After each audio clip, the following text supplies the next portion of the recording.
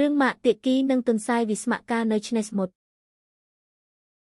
វាជាពេលដ៏ស្រស់ស្រាយនៅព្រឹកមួយរលកទឹកសមុទ្របានបក់បោកបង្កើតបានជាអារម្មណ៍ស្រស់ថ្លាមិត្តភក្តិល្អនឹងគ្នា3នាក់មានកូនឆ្មាម៉ែកទុនសាយនិងខ្លាឃ្មុំផេនឌីបានមកដល់ឆ្នេរសមុទ្រសម្រាប់ថ្ងៃឈប់សម្រាកពួកគេមិត្តទាំង3ឈានជើងទៅលើវាលខ្សាច់សម្លឹងមើលជុំវិញដោយភាពភ្ញាក់ផ្អើលឆ្នេរខ្សាច់ដ៏ធំល្វឹងល្វើយហើយមហាសមុទ្រមានពន្លឺចែងចាំងនៅក្រោមព្រះអាទិត្យពណ៌មាសកូនឆ្មាម៉ែកទុនសាយនិងខ្លាឃ្មុំផេនឌីពួកគេលេងជាមួយគ្នាជីកខ្សាច់ហើយបង្កើតជាប្រាសាទខ្សាច់ដ៏អស្ចារ្យមួយដោយក្តីរំភើបពួកគេរត់លេងតាមមាត់សមុទ្រស្វែងរកសម្បកសត្វសមុទ្រផ្សេងទុនសាយរកឃើញសម្បកខ្យងពណ៌ផ្កាឈូកភ្លឺរលោងខណៈកូនឆ្មាម៉ាក់និងខ្លាឃ្មុំផេនឌីរកឃើញត្រីផ្កាយម្យ៉ាងក្រោយមកមានក្តាមក្រហមជាច្រើនរត់លេងលើវាលខ្សាច់យ៉ាងច្រើនខ្លាឃ្មុំផេនឌីសើចខណៈឃើញទុនសាយបានចាប់ក្តាមលេង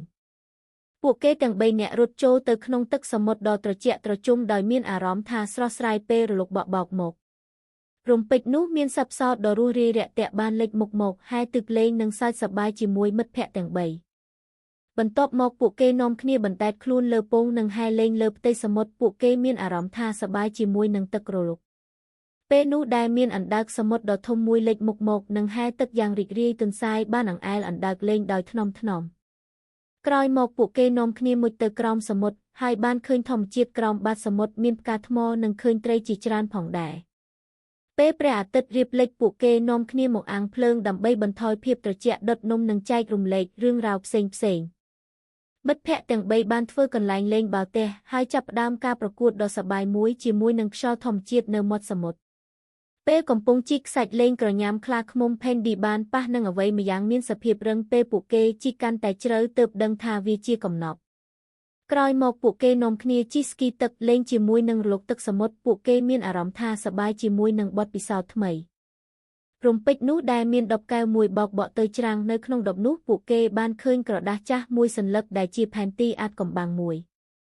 ដោយបានបំផុសគំនិតដោយផែនទីនោះពួកគេប្រមូលគល់ឈើនិងវល្លិដើម្បីសាងសង់ក្បូនដ៏រឹងមាំហើយត្រៀមខ្លួនសម្រាប់ដំណើរផ្សងព្រេង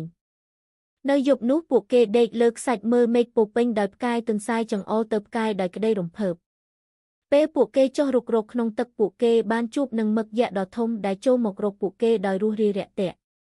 ពេលយប់ជ្រៅស្រាប់តែអំពិលអំពែកជាច្រើនហើរជុំវិញពួកគេហើយពួកគេព្យាយាមចាប់អំពិលអំពែកនោះដាក់ចូលក្នុងដបពួកគេ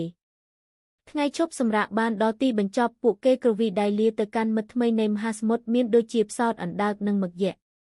ពួកគេបានចាប់ដៃគ្នាដើរត្រឡប់មកវិញដោយញញឹមចំពោះការចងចាំដ៏អស្ចារ្យដែលពួកគេបានធ្វើកន្លងមកហើយពួកគេក៏គិតគ្នាអំពីការធ្វើដំណើរផ្សងព្រេងបន្ទាប់របស់ពួកគេសូមអរគុណ